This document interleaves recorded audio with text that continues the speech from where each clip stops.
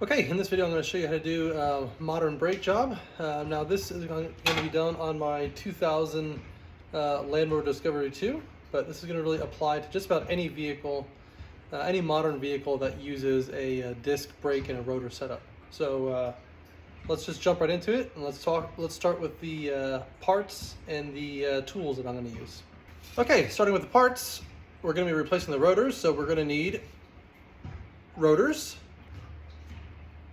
replacement brake pads, and while not technically a part, we're definitely going to need some brake grease. And while we're at it, we're also going to use some brake cleaner. Okay, now for the parts. To start, we're going to need something to get our wheels off. I'm using a breaker bar and a giant socket. You could probably use your tire iron or whatever kit comes with your car. And you're going to want a socket set. To get the vehicle in the air, you're going to want to use a jack stand along with your jack. Now I'm going to be using a floor jack, not this little scissor jack, but you get the idea. Now these last two are not crucial, but they're definitely going to help make the job a little bit easier. First, a nice size hammer. This will probably help with getting your rotors off. And secondly, a C-clamp. Now this isn't absolutely crucial. It's going to help later on in this job, and I'll show you why. But you could replace this with a big flathead screwdriver, and I'll also show you that as well. Okay, that's it for parts and tools. Here's a basic overview of the process. Step 1, loosen your lugs. Step 2, get the car off the ground.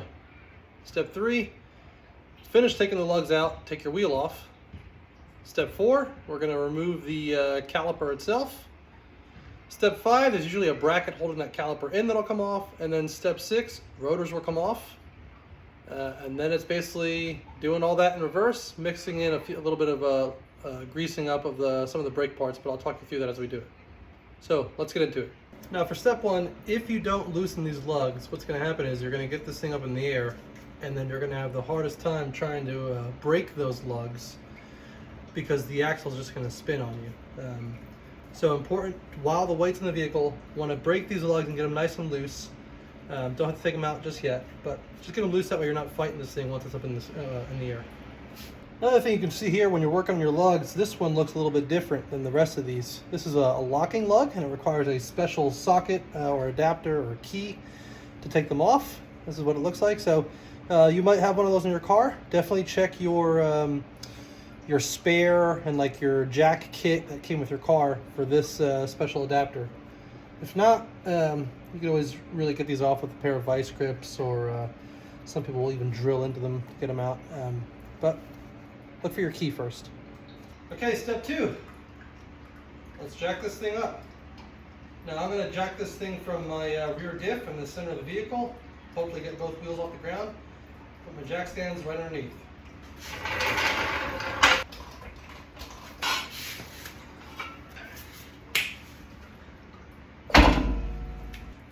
Okay, step 3. Remove your lugs, remove your wheel.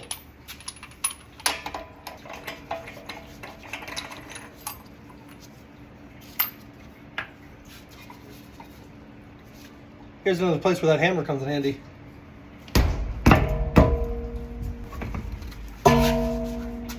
Okay, before we move on to step number 4, which is getting this caliper off, now is a great time to just do a general inspection. If you're only doing pads, inspect your rotors. This rotor is absolutely not what you want to see. As I run my fingernail across it, it's catching in all the different grooves. These rotors should be very, very smooth, as you'll see on the new rotor. And they should be uniform. No warping, no rolling in it, and definitely no grooves like this. This guy's definitely got to go. 4, let's get this caliper off. Now, this is pretty simple. On just about every vehicle, it's really the same. You're going to have 2 bolts that keep this caliper attached to the caliper mounting bracket itself. So we're going to remove those 2 bolts. The caliper should come right off and give us access to the pads. As you can see here, this is the back of the caliper. Here's the top bolt that I was talking about. Here's the bottom bolt. When we go to take off the caliper mounting bracket, then we'll get these interior bolts, one here and then one right there. These can be on there pretty tight, so don't be afraid to hit it with your purse. Alright, that one broke. There we go. Alright, let's get that caliper off. Ooh, she is dirty. Okay, so this is the rear caliper, and the way that this works is as you press the brake pedal, there's a brake fluid that pushes this piston towards, towards me this way, and it applies pressure to these brake pads, and that's what compresses and squeezes down onto this rotor, onto this disc.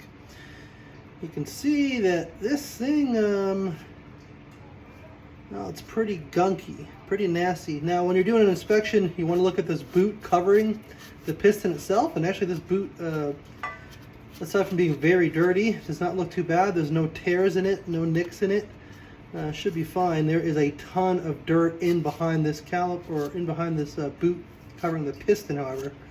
So we're definitely going to hit this with a lot of brake cleaner and clean this up. Maybe a little wire brush. Or sandpaper is also a really good option to clean this up. Okay, there's the bracket.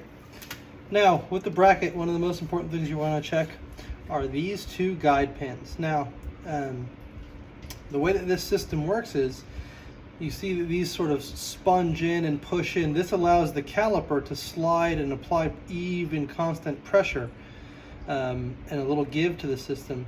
If these guys aren't traveling and your caliper locks up, it may lock out too far and not be able to apply enough pressure, or it may lock in too much and cause drag or other issues. So these pins and these boots are very important. These boots are actually in okay shape. And actually, I can feel there's some grease on these because I can actually spin these pretty freely. Easiest way to check these, pop them right off. There we go. Now this has a little bit of grease on it. This is actually in pretty good shape. I'm going to talk you through how to grease these back up properly. But for now, let's work on this rotor. Okay, on my rotor I have this little retaining screw that I just zipped out of there real quick, and now it's time to bang this rotor off.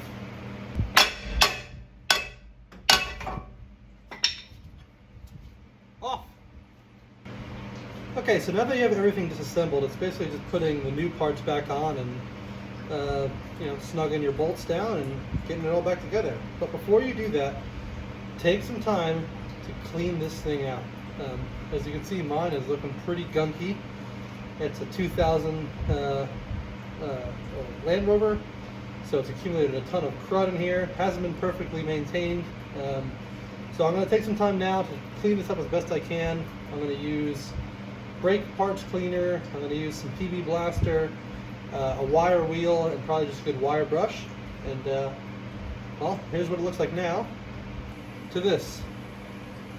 So it might not look like a lot, but it definitely makes a difference, especially when you see how much trouble I had getting that rotor off initially. This will help us make sure that this thing's functioning properly and it's not a pain in the butt to take apart the next time.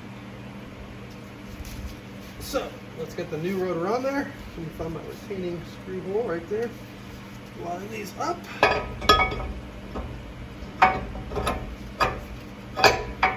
There it is. My new rotor is in place. Now, as far as the new rotor, what I like to do is just take a little bit of my sandpaper or wire brush, or even just hit it with some brake cleaner, but just give it one little bit of a scrub. Sometimes you'll see that these have like a little bit of a sort of a film, and that just might prevent you from getting the perfect braking power until that film wears off. Let's get the caliper mounting bracket back on.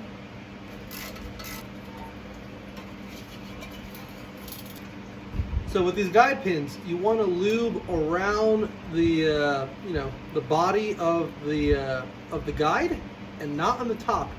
That's going to reduce the depth within that hole that it slots into, and then the caliper won't be able to travel as much. So just around the body, and you don't need a ton here.